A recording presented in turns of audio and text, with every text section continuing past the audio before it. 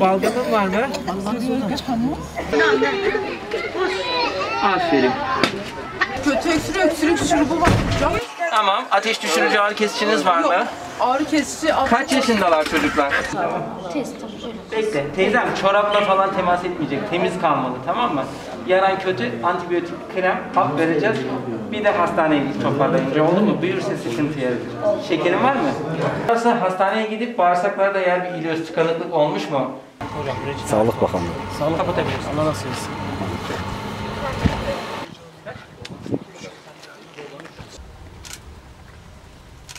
Onun üstü mü ağrıyor?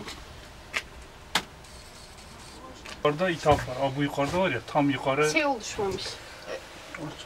Sağlık Bakanlığımız doktor da gönderdi, hemşire de gönderdi, ilgilendiler. Devletimiz de milletimiz de var olsun. Allah razı olsun.